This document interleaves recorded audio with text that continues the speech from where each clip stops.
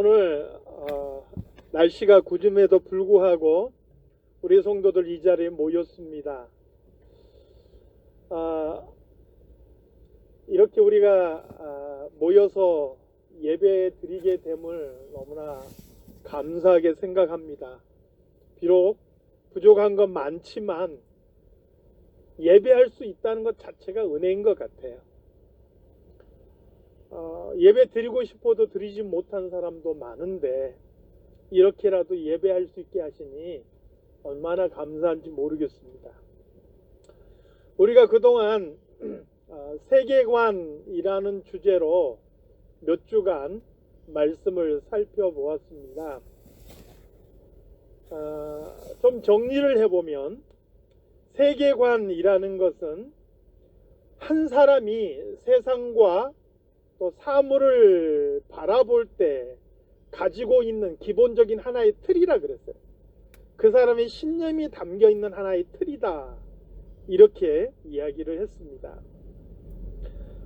어떤 사람이든 간에 자기가 가지고 있는 그 신념이 형성된 하나의 틀을 가지고 세상을 바라보고 세상을 이해한다는 것이죠.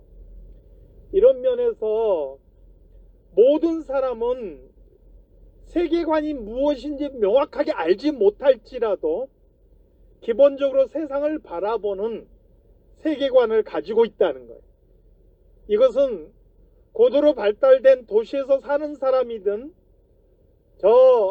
밀림지대에서 사는 원시 부족이든 관계없이 누구나 그 나름대로 세상을 이해하는 세계관을 가지고 있다 하는 것이죠. 그래서 똑같은 현상을 보고 똑같은 사건을 봐도 그것을 이해하는 게 사람마다 다 달라요. 왜요? 사람의 세계관이 사람마다 다 다르니까. 똑같은 현상과 사건을 보고도 그것을 이해하고 해석하는 게 달라질 수밖에 없다는 거죠. 이 세계관을 구성하는 가장 중심에 무엇이 있느냐에 따라서 그 사람의 세계관이 결정이 되는 거예요. 그리고 세계관을 구성하는 가장 중요한 핵심에 하나님의 말씀인 성경이 자리 잡고 있을 때 우리는 그것을 기독교 세계관이라고 말하는 것이죠. 중요한 것은요, 내가 예수를 믿음에도 불구하고 이 기독교 세계관을 가지지 못할 수도 있다는 거예요. 내가 분명히 예수를 믿는데 내가 세상을 바라보고 세상을 이해하는 방식은 기독교적이지 않고 성경적이지 않고 오히려 유교적일 수 있어요. 오히려 불교적일 수 있어요. 오히려 무속적일 수 있단 말이에요. 그러니까 나도 모르게 튀어나오는 말들이 있잖아요. 오늘 재수가 좋아. 이 집은 터가 나쁜 것 같아. 오늘 왠지 서쪽으로 가면 좋은 일이 생길 것 같아. 이런 것들이 다 무속적인 세계관을 바탕으로 해서 나온, 나도 모르게 나오는 무의식적인 말들이라 하는 거예요. 성경적인 세계관을 가지고 있다면 나올 수 없는 말들인 것이죠. 문제는 이단들이나 사이비 집단들도 다 성경을 가지고 이야기해요. 똑같이 성경을 가지고 이야기하는데도 불구하고 결론이 너무나 다르게 나타나요. 그건 또 어떤 문제 때문에 그러느냐? 성경을 어떻게 이해하고 해석하느냐의 문제 때문에 그런 거예요. 성경을 해석하는 기준이 다르기 때문에 그렇다는 거지요. 전통적으로 교회는요, 성경을 해석하는 바른 해석법을 정립해 왔어요. 교회는 성경의 흐름과 내용을 체계적으로 정리해서 교리라는 것을 만들어내게 됐죠. 그래서 교리는요, 성경을 본래 의도에 최대한 맞도록 해석해주는 하나의 틀을 우리에게 제공해주는 거예요. 그래서 정통 교회는요, 성경을 체계화해서 교리를 만들어낸 거예요. 그리고 그 교리에 의해서 성경을 해석하는 거예요. 그런데 이단이나 사이비 집단은 어떻게 하느냐? 자기들의 이론을 먼저 세우는 거예요. 그리고 그 이론을 정당화하기 위해서 성경을 끌어오는 거죠. 그래서 교리를 배우고 성경을 폭넓게 이해하는 성도들은 사이비의 그런 논리에 쉽게 빠지지 않는 거예요. 교리를 모르고 성경을 폭넓게 모르는 사람들이 사이비 집단에 쉽게 빠지는 것이죠. 이 기독교 세계관에서 성경이 가장 중심에 있다 그랬죠. 그리고 이 성경을 바로 이해할 수 있게 해주는 중요한 틀이 교리다 이렇게 말씀을 드렸어요. 그리고 기독교 세계관에서 중요한 세 가지 교리가 있어요. 그게 우리가 지난 시간들을 통해서 살펴본 내용들이죠. 바로 창조와 타락과 구속에 대한 이야기입니다. 이미 우리는 창조와 타락에 대해서는 함께 살펴보았죠. 하나님께서는 세상을 창조하셨고 그 가운데 인간을 만드셨어요. 인간은 하나님께서 창조하신 모든 천지 만물을 다스리는 자로 지음을 받았습니다. 그리고 성경에서는 이렇게 말씀하세요. 하나님이 지으신 그 모든 것을 보시니 보시기에 심히 좋았더라. 처음 창조된 세상과 처음 창조된 인간은요, 하나님이 보시기에 좋았다는 거예요. 그러나 인간의 타락은 이 모든 것을 파괴하고 깨뜨려 버리죠. 인간은 하나님과 같이 되고 싶었어요. 자신이 선악의 기준이 되기를 원했고요. 사사기의 표현대로 자기 소견에 옳은 대로 행하기를 원했던 거죠. 이런 인간의 타락은 인간 자신뿐만 아니라 인간이 다스리던 모든 피조물에게도 큰 불행을 가져오게 됩니다. 피조물도 인간의 타락과 더불어 함께 고통받고 또 함께 탄식하게 된 것이죠. 이제 세상은 죄로 인한 오염에서 고통받는 인간과 죄의 오염으로 인해서 왜곡되어서 고통받고 있는 세상을 구원할 구원자를 기다리게 된 것이죠. 우리가 지난주까지 바로 여기까지의 내용을 살펴본 거예요. 그래서 오늘은 바로 이런 세상이 고대하는 구원자 예수 그리스도께서 이 땅에 오셔서 우리를 구원하신 것에 대해서, 구속에 대해서 함께 살펴보게 될 것입니다. 요한복음 3장 16절 말씀을 보니까 하나님이 세상을 이처럼 사랑하사 독생자를 주셨으니 이는 그를 믿는 자마다 멸망하지 않고 영생을 얻게 하려 하심이니라, 이렇게 말씀합니다. 하나님께서는 죄로 인해 고통받고 신음하는 이 세상을 사랑하셨어요. 세상이 그대로 멸망하는 것을 기뻐하지 않으셨어요. 여전히 사랑하셔서 어떻게 하셨느냐? 그의 아들 독생자 예수 그리스도를 이 땅에 보내주셨다 하는 거예요. 오늘 본문에서는 이것을 뭐라고 말씀합니까? 모든 사람이 죄를 범하였음에 하나님의 영광에 이르지 못하더니 그리스도 예수 안에 있는 속량으로 말미암아 하나님의 은혜로 값없이 의롭다 하심을 얻은 자 되었느니라, 이렇게 말씀하고 있죠. 성경에서 예수 그리스도께서 이루신 이 구원을 설명하는 데 있어서요, 가장 두드러진 특징이 있어요. 그게 뭐냐면 구원이라는 것은 바로 회복이다 하는 거예요. 구원이 뭐냐? 회복이라는 거예요. 죄로 오염된 인간과 그 결과로 함께 고통받고 함께 탄식하는 이 세상을요, 본래 하나님이 보시기에 좋았던 그 모습으로 회복시키는 것, 이게 바로 구원이다 하는 것이죠. 마치 병들어 있는 병자가 의사의 도움을 통해서 다시 건강을 회복하는 것과 같은 거예요.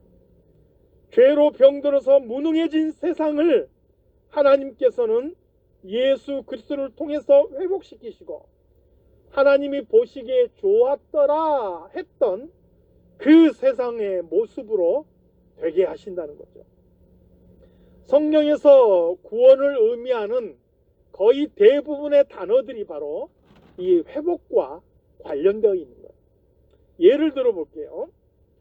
구원과 같은 의미로 사용하는, 제가 창조, 타락, 구속이라 그랬죠. 구원과 같은 의미로 사용되는 구속이라는 단어가 있어요.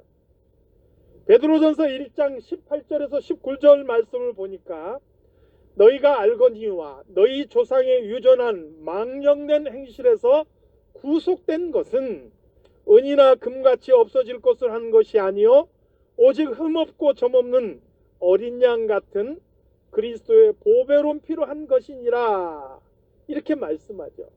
여기서 구속하다라는 말은요, 값을 주고 다시 산다, 이런 뜻이에요.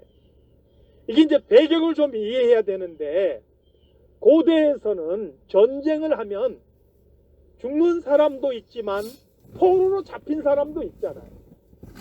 그럼 이 포로로 잡힌 사람은 거의 노예가 되는 거예요. 그런데 그 노예로 잡힌, 포로로 잡혀서 노예가 된 그 사람들을 그들의 몸값을 지불하고 다시 사올 수가 있는 거예요. 이게 바로 구속한다라는 말의 뜻인 거죠. 포로가 되었는데 몸값을 치르고 자유인으로 다시 회복시키는 거예요.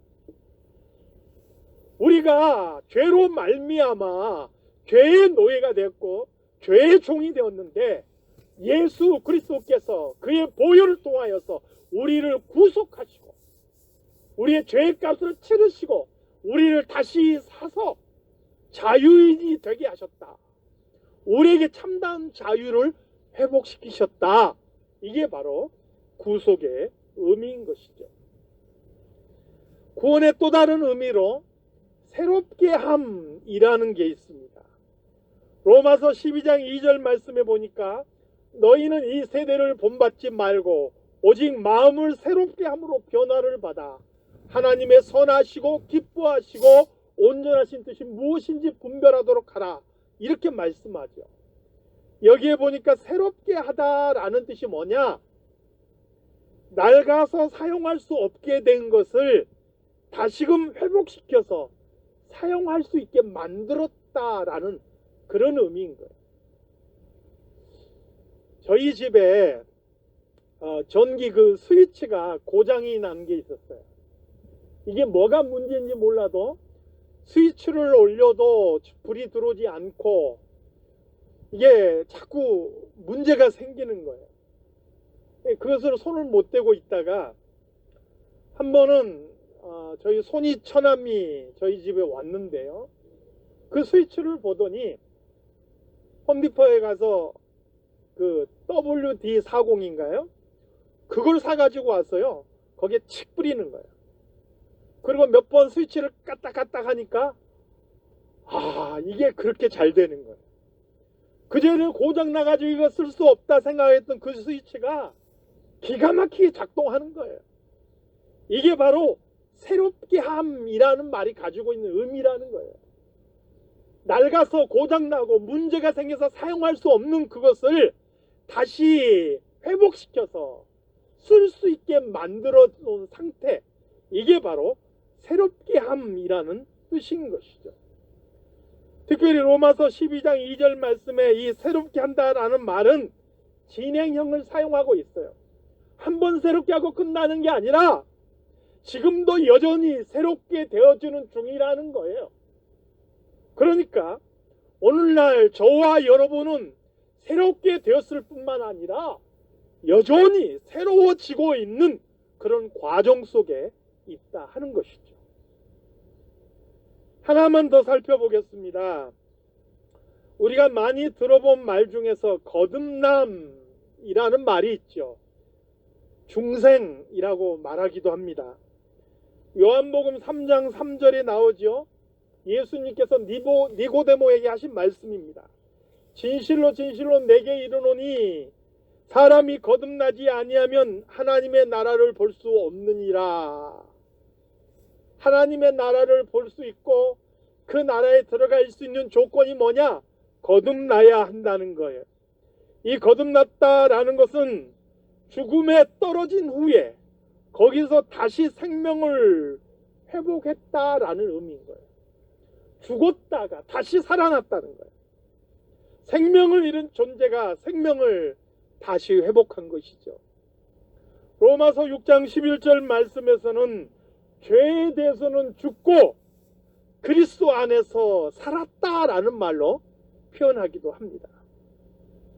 이렇게 살펴본 대로 구원은 회복의 의미를 담고 있는 거예요. 예수 그리스도께서 저와 여러분을 회복시키신 것, 하나님이 보시기에 좋았더라 그 모습으로 우리를 회복시키셨고 또 앞으로도 우리는 그렇게 회복돼 가야 할 사람들이라 하는 것이죠. 모든 그리스도인들은 자신의 삶에서 하나님이 보시기에 좋았던 모습으로 회복돼야 되고 또 회복되는 과정 속에 놓여 있는 것이죠. 이 회복은 단순하게요, 우리의 영혼이 구원받고 천국에 간다라는 것만 의미하는 것은 아닌 거예요. 우리 영혼이 구원받고 천국에 간 것뿐만이 아니고 우리가 이 땅을 살아가는 우리의 삶 전체에서 회복이 일어나야 되는 것을 말씀하고 있는 것이죠. 예를 들어 보겠습니다. 결혼에 대해서 수많은 사람들이 이렇게 말하죠. 결혼은 해도 후회하고 안 해도 후회한다. 그래서 결혼은 하고 후회하는 게 낫다. 이런 말들 많이 하죠. 유명한 철학자 소크라테스는 소문난 악처, 아주 고약한 부인을 얻은 것으로 소문나 있죠. 이 소크라테스는 결혼에 대해서 이렇게 말합니다. 결혼은 하는 것이 좋다. 만약에 그 결혼이 잘된 것이라면 행복해서 그 자체로 좋은 것이고, 만약 그 결혼이 불행한 것이라면 그 사람은 나처럼 철학자가 될 것이다. 이렇게 말했어요. 아무튼 간에 세상이 바라보는 결혼이라는 게 이러해요. 문제가 많은 거예요. 본래 하나님께서 짝지어 주셨던 결혼이 서로 지배하려고 들고 서로 군림하려고 들고 서로 질투하고 왜곡된 모습이 된 것은 죄로 인해서 이 결혼이라는 것이 왜곡되어 있기 때문에 그렇다는 거예요. 그러므로 우리 그리스도인들의 결혼이라는 것은 회피해야 되는 것이 아니라, 피해야 되는 것이 아니라 그것 자체가 거룩하게 하나님이 보시기에 좋았더라 하는 모습으로 바뀌어져야 되는 거예요. 우리는 결혼을 아름답고 거룩한 곳으로 만들어 가야 될 책임이 있는 거예요. 감정이라는 것도 마찬가지예요. 감정을 그냥 흘러가는 대로 내버려 두는 것이 아니라 그것을 다스려서 깨끗하고 정직하고 또 바르게 흘러갈 수 있도록 만들어야 될 책임이 있는 거예요. 정치라는 것은 금기사항이 아니라 개혁이 돼야 될 대상인 거예요. 예술은 세속적인 것이 아니고 그리스도에게 바쳐져야 되는 것이죠. 사업이라는 것은 세상 사람들만 하는 것이 아니라 그것이 이 땅 위에서 하나님의 뜻을 이루어가는 도구로 사용될 수 있어야 하는 것이죠. 이렇게 우리의 모든 삶에서 우리가 하는 모든 일들 하나하나가 본래 하나님이 보시기에 좋았던 대로 하나님의 그 다스림이 이루어졌던 대로 그렇게 회복이 돼야 하는 것이죠. 그리고 이렇게 회복시켜 가야 하는 거예요. 이 책임과 사명이 오늘 저와 여러분에게 맡겨져 있다라는 거예요. 사랑하는 성도 여러분, 앞으로 우리 삶 속에서 내가 하는 모든 일들이, 내가 일구어가는 가정이, 내가 앞으로도 살아가는 삶이 하나님이 보시기에 좋았더라 하실 만한 그러한 삶의 모습이 되기를 바라고, 또 그렇게 회복을 향하여서 나아갈 수 있는 그런 성도의 삶이 다 되시기를 주님의 이름으로 축원합니다. 이 회복이 개인을 넘어서 사회적이고 좀 더 공동체적인 성격을 갖는 게 있습니다. 그게 바로 하나님의 나라에 대한 거예요. 이 하나님의 나라에 대한 것은 오늘 우리가 다 살펴볼 수 없기 때문에 다음 시간에 좀 더 살펴보도록 하겠습니다. 사랑하는 성도 여러분, 가장 1차적으로는 우리 개인의 모습이 하나님이 보시기에 좋았더라 하실 만한 그런 성도의 모습이 되기를 원합니다. 그리고 여러분이 가꾸어가는 가정이 하나님 보시기에 좋았더라 하실 만한 가정이 되시기를 바라고요. 여러분의 꿈과 여러분의 미래와 여러분의 직장의 삶이 정말 하나님이 보시기에 좋았더라, 이렇게 할 만한 아름다운 모습으로 회복될 수 있기를, 지속적으로 회복되어 가기를 우리 주님의 이름으로 축원합니다. 기도하겠습니다. 하나님 아버지, 오늘 이렇게 우리를 회복시키신 그리스도의 구원에 대해서 살펴보았습니다. 우리를 회복시켜 주시고 새로운 삶으로 살아갈 수 있게 도와주시니 감사를 드립니다. 우리가 머무르지 않고 중단된 없이 하나님 보시기에 기뻐하실 만한 모습으로 끊임없이 변화되어가는 저희들이 되게 하여 주시옵소서. 우리 성도들의 삶이, 저들의 가정이, 또 저들의 사회생활이 하나님 보시기에 합당하고, 또 저들을 통하여 하나님의 나라가 이 땅에 세워져 가는 아름다운 모습이 있게 하여 주시옵소서. 거룩하신 예수 그리스도 이름으로 기도드리옵나이다. 아멘.